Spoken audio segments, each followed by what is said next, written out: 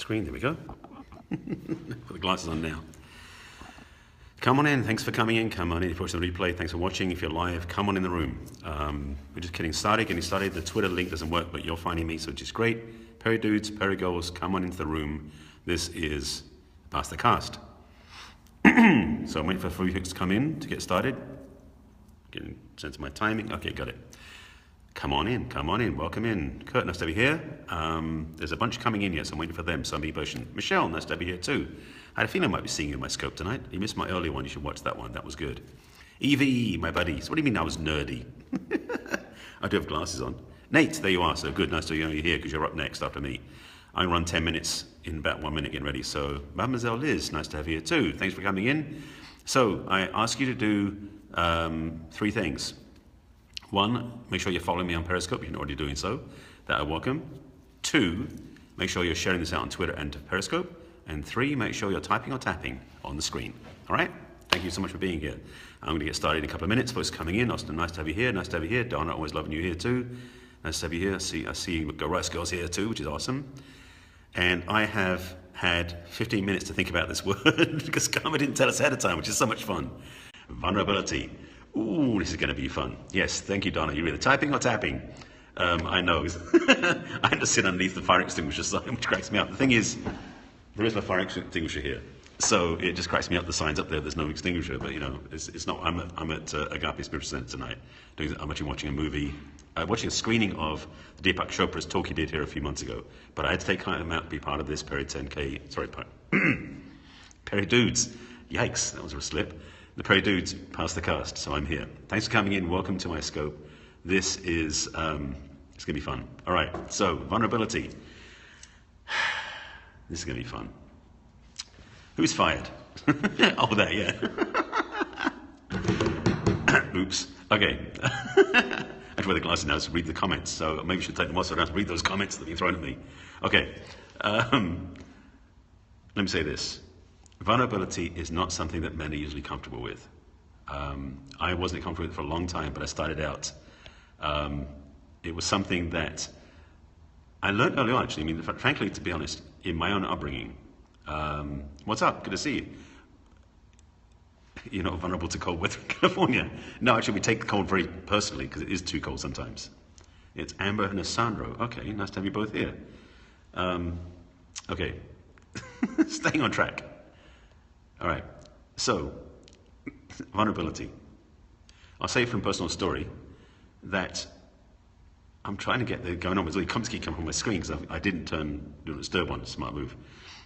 I think I'm pretty much vulnerable in my seven scopes, but it wasn't always that way. I grew up in a very reserved culture in England, being raised in a Jewish community, which is a minority amongst the Catholic Church of England Christian community. So I had to sort of hide out in some ways, and so I had to put my walls up. And as a man, that was kind of easy. In English, stiff upper lip, hold reserve, don't be emotionally available. And it wasn't until I came to the States many, many moons ago that I discovered the power of vulnerability. For me, it's been a lifesaver in so many ways. Fist in the heart. Well, it's about owning our truth. Because the thing is, we men have been trying to be macho for generation upon generation upon generation. And part of my work in my speaking, coaching, and teaching is really about waking us up to the fact we should be masculine, not macho. I believe that masculine men are the ones that can be vulnerable. Macho men can go rheumatoid on that phone. I love it. Thank you. Sidetrack me completely. Stop it. Squirrel! Okay. The masculine man, the one I believe that I am becoming more and more and helping other men become, vulnerability is part of our makeup. To be real, to be honest, to allow emotional expression in a way that we weren't trained to, we weren't educated from. Our parents and dads didn't teach us this. The role models of old, you know, movies and media and everything else, didn't teach us that vulnerability was a good thing. For men, it was safer to put the walls up, to protect ourselves, to be invulnerable, because that's how we can function and be effective and get things done. Meanwhile, the women around us didn't have a clue who we were. We weren't connected, we weren't intimate, because our ability to be intimate largely depends on our vulnerability. So I'm building this bridge as I'm walking across it. So trust me, come with me on this precarious walk.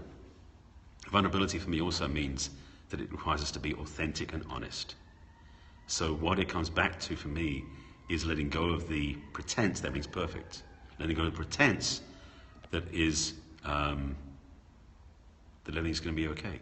Well, everything is going to be okay, but it's okay to not feel comfortable with that. It's okay to be feeling nervous. Because the thing is, we as men have been trained not to show any emotion. That's why women have challenges with men, because women live emotionally in so many ways, and women have tried to become like men in so many ways and shut down their emotions. So you ladies have suffered because of our ability, or lack of ability, to be vulnerable. So part of my message here, and in my scopes anyway, is please stop being like us as we were.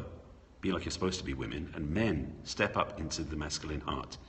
Let yourselves be vulnerable. Our ability to be honest and vulnerable and open will save our planet. So I understand, Jennifer.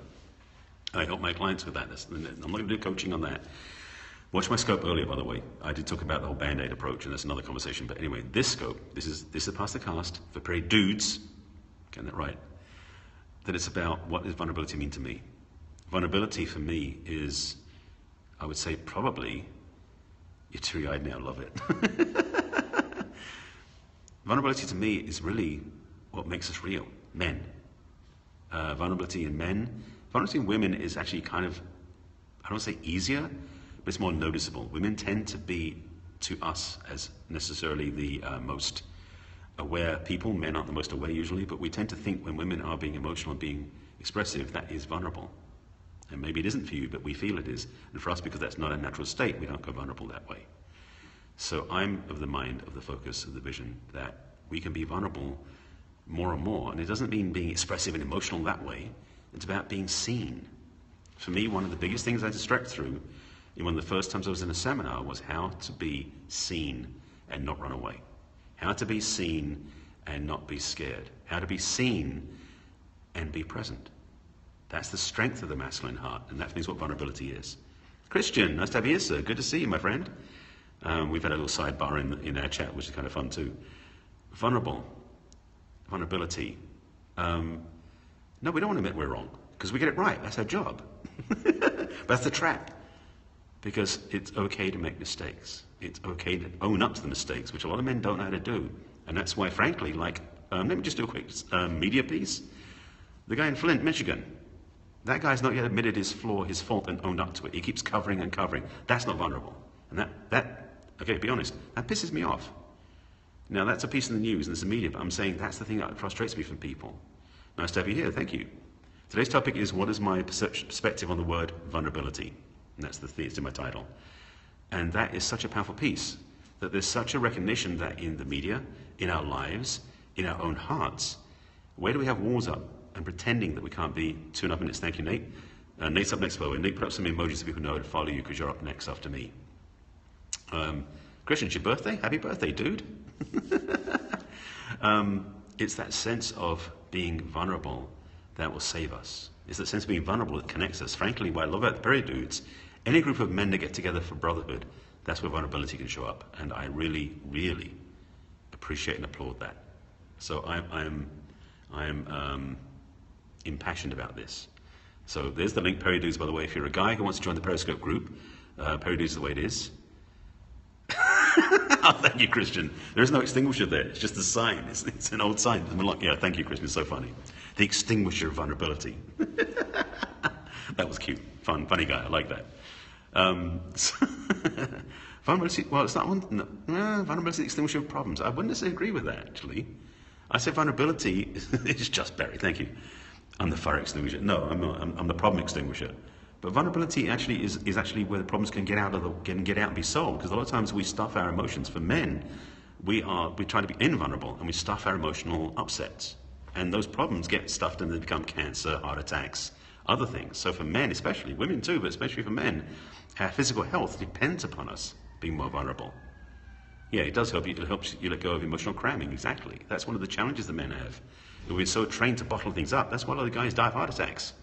It's an attack of the heart, because the heart's wanting to be let go, released, speaking out, stepping out. Going to set up now, great, Nate, because you're up in like about 2 minutes or minutes, something like that. I'm not sure how long I've been running for a while. There's these emojis. Make sure you're following Nate Gilbert. He's up next in the Past the Cast. 1 minute. Thank you for that. All right. So extinguish the pent-up feelings. No, actually, Christian, I'm going to argue with this one. It's not extinguish the pent-up emotions or feelings and emotions. It's releasing them. So it's not really extinguishing, but release them, because release them, they get out. Extinguish them can still keep the embers inside, if you want to use that analogy. So personally, I'm of a passion that when you release the emotions for men, whether it's going out with an axe and cutting wood, or going and beating a punching bag, or going from a big height, climbing a mountain, doing something physically, is how we get the emotional stuff out of a physical body and out and releasing it, which is the way that's healthy. So I wouldn't say extinguishing as much. Okay, Christian, okay, I know you're on this song about fire extinguishers. Dude, get off it, let it go. Forget the arrow up there. How can you release your emotions? I have tools for that. One of those, simple quick one before I sign off. If you have an emotional expression you want to release, if you have a closet you can go yell in, or a pillow you can yell into, that's a good way to start. For women especially, yelling it out helps. Writing out helps. For men, physical exertion helps. Those things can help a lot. So, yeah, Christian, happy birthday again. So, yeah, that's what those are ways. Jennifer, if you want some help, reach out to me. I've got a lot of tools I can recommend if you want that. So, yeah, freak out. Thank you, Michelle. Okay, so Nate is live. All right, pumping iron works, but actually things that are less pumping iron, but out doing physical stuff that is exertion that is out there is better. Like, say, chopping wood is good. So it's a good one. All right, so Nate is live. I'm going to sign off now. Thanks, I'm glad you were here. Make sure you follow me on Periscope if you're not already doing so. Make sure you follow my scopes. I did a great scope earlier that personally I'm biased about. It was a very short one. It's only like 10 minutes, but it was a good one. I'm signing off. You're welcome. Thank you, Jay. Jim? No, I get it right. My brain's messed up. Yes. So, who was that? Said that. The Way of the Superior Man is David Data's one of my favorite books of all time. So I recommend that book highly. Absolutely. All right, I'm signing off because Nate should be live and you should be following him, not me now. So I'm going to sign